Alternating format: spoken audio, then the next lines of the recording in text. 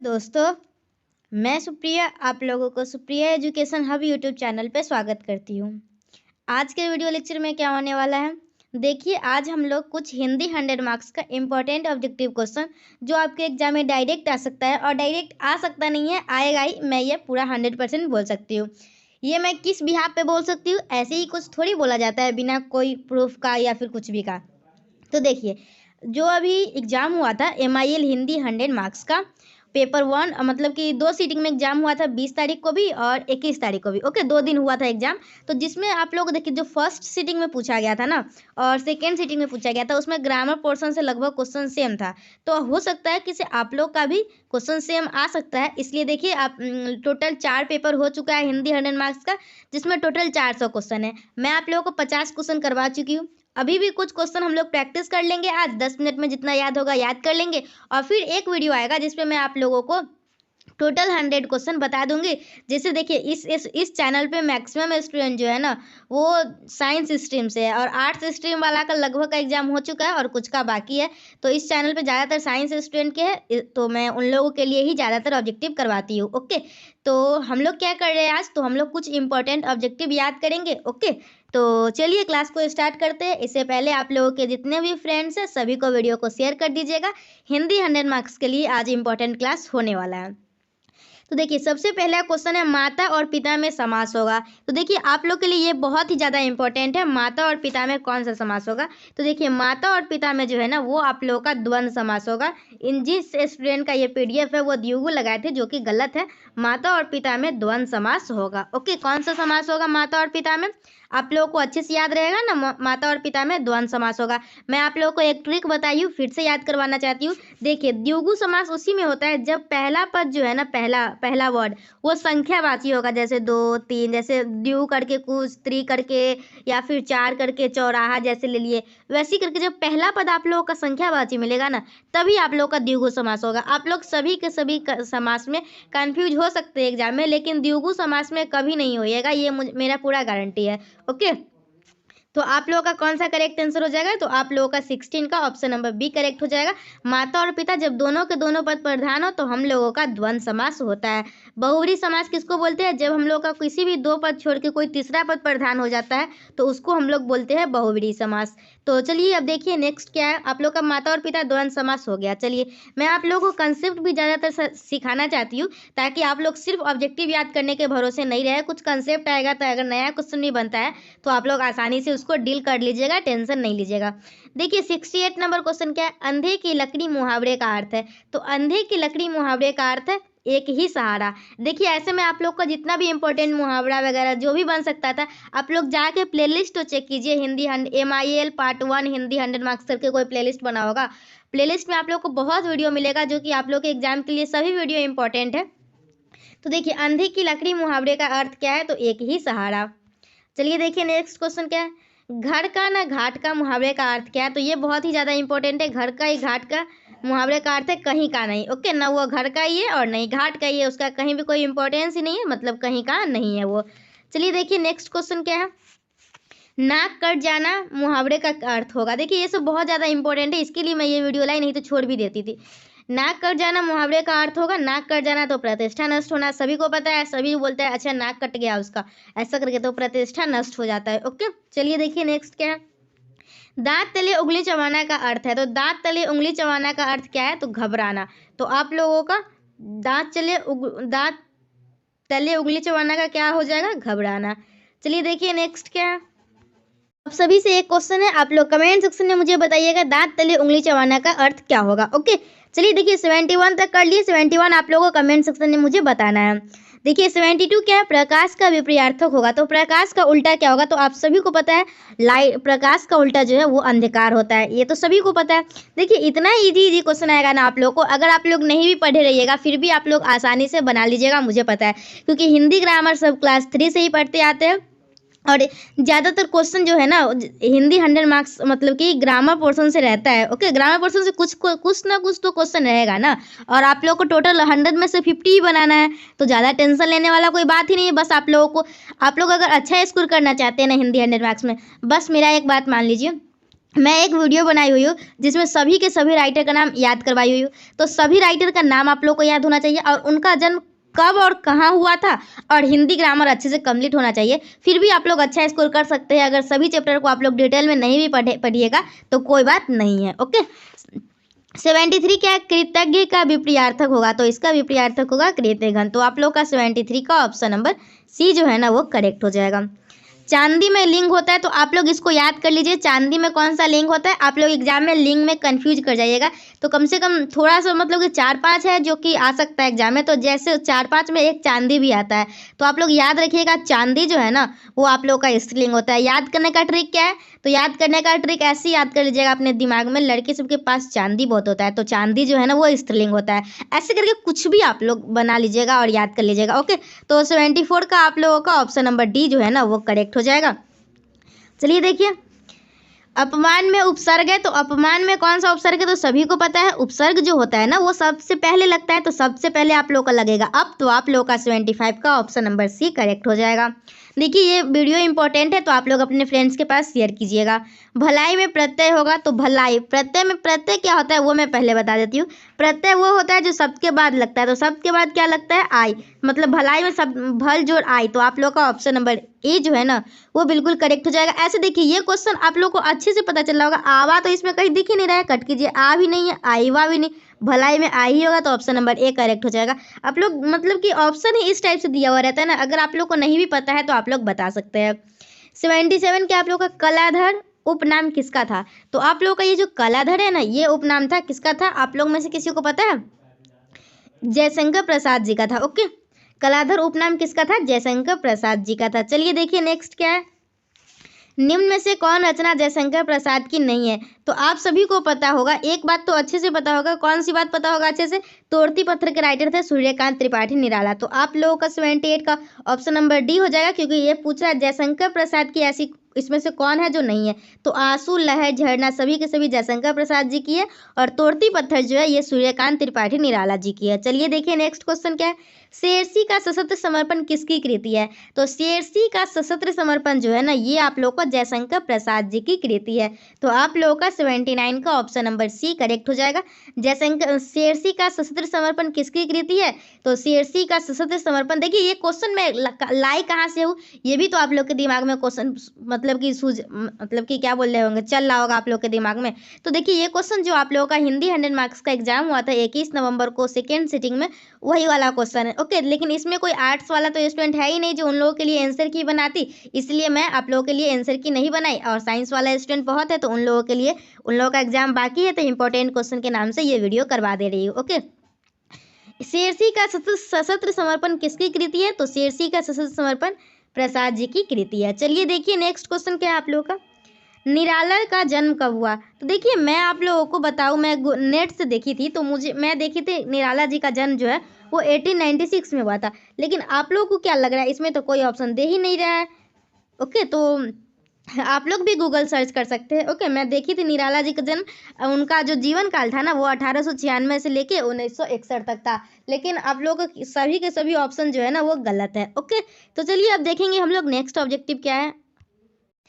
तो अगर आप लोगों को लग रहा होगा ये सभी ऑब्जेक्टिव क्वेश्चन एग्जाम में आ सकता है, ऐसे भी तो क्वेश्चन देख के आप लोग को भी पता चल रहा होगा कि हाँ ये सब आ सकता है, तो अपने फ्रेंड्स के पास जरूर शेयर कीजिएगा। ओके, क्योंकि अगर आपके फ्रेंड्स का अच्छा मार्क्स आएगा तो आप लोग को भी तो खुशी होगी। चलिए देखिए 81 नंबर क्वेश्चन क्या है, तोड़ती पत्थर किसकी, तो देखिए आप लोगों का 81 नंबर क्वेश्चन क्या है, तोड़ती पत्थर किसकी कविता है। तो देखिए अगर आप लोगों को 1% भी लग रहा होगा ये वीडियो इंपॉर्टेंट है सभी के लिए, तो आप लोग अपने फ्रेंड्स के पास जरूर शेयर कीजिएगा, क्योंकि उन लोगों का मार्क्स अच्छा आएगा तो आप लोगों को भी खुशी होगी। देखिए 81 नंबर क्वेश्चन क्या है, तोड़ती पत्थर किसकी कविता है। तो आप सभी को मैं बहुत बार थोड़ी देर पहले ही बताई थी, तोड़ती पत्थर जो है ना उसके राइटर कौन है, सूर्यकांत त्रिपाठी निराला। तो आप लोगों का 81 का ऑप्शन नंबर ए करेक्ट हो जाएगा। देखिए आप सभी को बताते बताते मुझे भी याद हो गया हुआ है, क्योंकि ये तो लिटरेचर है, ऐसा है नहीं कि मुझे भी पहले से याद था, मुझे भी आप लोग को बताते बताते ही याद हुआ। निम्न में से कौन सी रचना निराला की नहीं है, तो आप लोगों को इसमें जो दिया हुआ है ना कौन सा जो बुक है वो निराला जी की नहीं है, तो आप लोगों का 82 है ना, लहर जो है ना ये आप लोगों का निराला जी की नहीं है। ओके, तो आप लोग का 82 का ऑप्शन नंबर डी करेक्ट हो जाएगा। लहर किताब किसकी है? तो देखिए अगर आप लोगों को समझिए ये क्वेश्चन बिल्कुल नहीं आता है, आप लोगों को कुछ पता ही नहीं है ये सभी के बारे में, तो आप लोग अगर आप लोग रहते एग्जामिनेशन हॉल में तो क्या करते? देखिए यहाँ पे पूछ रहा है निम्न में से कौन सी किताब जयशंकर प्रसाद जी की नहीं है, तो ये किताब जयशंकर प्रसाद जी की नहीं है। कहने का क्या मतलब है? आंसू, लहर, झरना ये सभी जयशंकर प्रसाद जी की है। ओके ओके इतना तो समझ गए कंसेप्ट। देखिए ध्यान से समझिए आंसर को टिक कैसे करते हैं अगर कुछ भी नहीं आ रहा है तो आप लोग को पता चल गया आंसू, लहर, झरना जो है वो जयशंकर प्रसाद जी की है। और इसमें बोला जा रहा है कौन ऐसी किताब है जो निराला जी की नहीं है, तो लहर जो किताब है ये तो जयशंकर प्रसाद जी की है। तो सही बात है, अगर ये बुक जयशंकर प्रसाद जी की है तो फिर निराला जी की कैसी हो सकती है? तो आप लोग का 82 का ऑप्शन नंबर डी करेक्ट हो जाएगा। अगर आप लोग को कुछ आता नहीं है फिर भी 2-4 क्वेश्चन में मतलब कि देखिए यहीं पे 2 क्वेश्चन रिलेट करके कैसे, मुझे तो इसका आंसर याद नहीं था, मैं तो इसी से रिलेट करके बताई हूँ। ओके तो आप लोग को समझ में आया कैसे आंसर टिक करते हैं। और ये जो तोड़ती पत्थर है ना, ये तो आप लोग के लिए मैं जो एक वीडियो बनाई हुई हूँ जिसमें इंपॉर्टेंट राइटर का नाम याद करवाई हुई हूँ, तो उसमें तो मैं तोड़ती पत्थर और भी बहुत सारा इंपॉर्टेंट लेसन वो सभी बता चुकी हूँ। और आप लोग कामयानी, उर्वशी, कुरुक्षेत्र ये सभी अच्छे से याद रखिएगा, ये सभी भी इम्पोर्टेंट है। 83 क्या आप लोग का? रुई जो जलती हुई भू गढ़ चिंगी छा गई किस कविता की पंक्ति है? तो देखिए अगर आप लोग कविता नहीं पढ़िएगा, जो आप लोग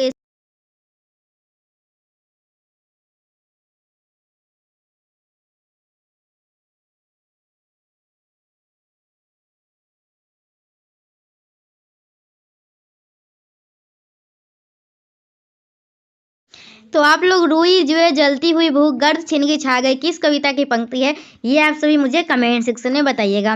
84 क्या है? गुरु हथौड़ा हाथ करती बार बार प्रहार की कवि की पंक्ति है। तो ये आप लोग का जो तोड़ती पत्थर कविता है ना, मैं ये तोड़ती पत्थर कविता पढ़ी थी, तो उसी कविता में ये लाइन दिया गया हुआ था। ओके एक लड़की रहती है जो कि इलाहाबाद के तट पे पत्थर को तोड़ती हुई रहती है, लेखक जी उसको देखते हैं तो फिर उसी पे कविता लिख देते हैं। तो तोड़ती पत्थर के राइटर कौन है? सूर्यकांत त्रिपाठी निराला। तो आप लोगों का 84 नंबर क्वेश्चन का ऑप्शन नंबर बी जो है ना वो करेक्ट हो जाएगा। आप लोगों को अच्छे से मजा आ रहा है या नहीं? देखिए मैं आप लोग को एक बात बताना चाहती हूँ, आप लोग को संधि विच्छेद में जो क्वेश्चन पूछा गया होता ना, ये विसर्ग संधि है या फिर व्यंजन संधि है, कोई भी एक एग्जाम्पल देके 4 ऑप्शन देके स्वर मतलब कि गुण संधि, अयादि संधि, व्यंजन संधि, विसर्ग संधि करके पूछा गया हुआ है। तो अगर आप लोग को आता है तो अच्छी बात है, नहीं आता है तो यूट्यूब पे सर्च करके आप लोग पढ़ सकते हैं। बहुत सारे टीचर का अच्छा वीडियो है जिसमें ट्रिक वगैरह सब बताया गया हुआ है, तो आप लोग वहाँ से भी पढ़ सकते हैं। संधि कितने प्रकार का होता है? तो संधि जो है ना ये 3 प्रकार का होता है, स्वर संधि, व्यंजन संधि, विसर्ग संधि। तो आप लोग का 85 का ऑप्शन नंबर सी करेक्ट हो जाएगा। चलिए देखिए नेक्स्ट क्वेश्चन क्या है? विद्यार्थी का संधि विच्छेद होगा, तो विद्यार्थी का संधि विच्छेद होगा विद्या जोड़ अर्थी। तो 86 का ऑप्शन नंबर डी करेक्ट हो जाएगा। देखिए मैं थंबनेल कुछ उतना इंटरेस्टिंग बनाती नहीं हूँ जो स्टूडेंट वीडियो को क्लिक करेंगे ही, लेकिन अगर जो स्टूडेंट क्लिक कर लिए वो अच्छा थंबनेल नहीं रहता है फिर भी, तो उन लोगों को फ़ायदा हो जाता होगा। फिजिक्स सब्सिडी वालों के एग्जाम के लिए बहुत ही फ़ायदा हुआ था, क्योंकि मैं जो वीडियो बनाई थी उसे बहुत ज़्यादा क्वेश्चन आया था एग्जाम में। विद्यालय का संधि विच्छेद होगा, जो स्टूडेंट देखते होंगे उनको खुद पता होगा, बताने की जरूरत भी नहीं है। विद्यालय का संधि विच्छेद होगा, तो विद्यालय का संधि विच्छेद होगा आप लोगों का विद्या जोड़ आलय। देख रहे कितना इजी क्वेश्चन पूछ रहा है। देवेंद्र का संधि विच्छेद होगा, तो देवेंद्र का संधि विच्छेद होगा देव जोड़ इंद्र। तो आप लोग का देव जोड़ इंद्र किसमें है? ऑप्शन नंबर ए में। तो आप लोग का 88 का ऑप्शन नंबर ए करेक्ट हो जाएगा। चलिए देखिए नेक्स्ट क्वेश्चन क्या है? 89 यद्यपि का संधि विच्छेद होगा, तो यद्यपि का संधि विच्छेद क्या होगा? यदि जोड़ अपि। तो आप लोगों का 89 का ऑप्शन नंबर बी करेक्ट हो जाएगा, यद्यपि यदि जोड़ अपि। पावक का संधि विच्छेद क्या होगा? तो पावक का संधि विच्छेद हो जाएगा पौ जोड़ अक। तो आप लोगों का इसका करेक्ट आंसर हो जाएगा ऑप्शन नंबर ए। नयन का संधि विच्छेद क्या होगा? तो ने जोड़ अयन। देखिए ये जितना भी क्वेश्चन है ना बहुत ही ज़्यादा इंपॉर्टेंट है, आप लोग ऐसे सोच के याद कीजिए दिमाग में जैसे ये क्वेश्चन आ ही रहा है एग्जाम में। सदैव का और 2 नंबर दिला रहा है, ये भी सोचिएगा। सदैव का संधि विच्छेद होगा, तो सदैव का संधि विच्छेद होगा सदा जोड़ एव। और 2 नंबर किसी भी एग्जाम के लिए बहुत ही ज़्यादा इंपॉर्टेंट होता है। सदैव का संधि विच्छेद क्या होगा आप लोग का? सदा जोड़ एव। चलिए देखिए नेक्स्ट क्वेश्चन क्या है आप लोगों का? बड़े भाई साहब का प्रकाशन वर्ष है, तो बड़े भाई साहब का प्रकाशन वर्ष है 1934 ईस्वी। तो आप लोगों का 93 का ऑप्शन नंबर डी जो है ना वो करेक्ट हो जाएगा। चलिए देखिए नेक्स्ट। कहानी सम्राट किसे कहा जाता है? तो देखिए एक वो वीडियो था जिसमें अधैर्य कवि के बारे में पूछा गया हुआ था। तो अधैर्य कवि जो है ना वो आप लोगों को किसको कहा जाता है? तो दिनकर जी को कहा जाता है। कौन सा कवि? तो अधैर्य कवि था। ओके, कैसे लिखा हुआ था? अधैर्य। ओके, अधैर्य कवि जो थे वो रामधारी दिनकर के थे, और एक और था यूतुसु नाम था, यूस करके कुछ नाम था। ओके, तो उनके मतलब कि वो किससे संबंधित है? तो वो आप लोग के अंधा युग से संबंधित है। वो जो थे ना वो दुर्योधन के भाई थे। ओके, तो आप लोग का वो जो थे ना अंधा युग के काल से संबंधित थे। तो ये भी क्वेश्चन पूछा गया हुआ था एग्जाम में, इसके लिए मैं आप लोगों को बता दी हूँ, क्योंकि हो सके तो आप लोग में भी पूछ लिया जाए। तो कहानी सम्राट किसे कहा जाता है? तो कहानी सम्राट जो है ना वो प्रेमचंद्र जी को कहा जाता है। ओके, चलिए देखिए नेक्स्ट क्वेश्चन। आप लोग को क्लास में मजा आता है या नहीं, हमेशा कमेंट सेक्शन में मुझे बताते रहिएगा।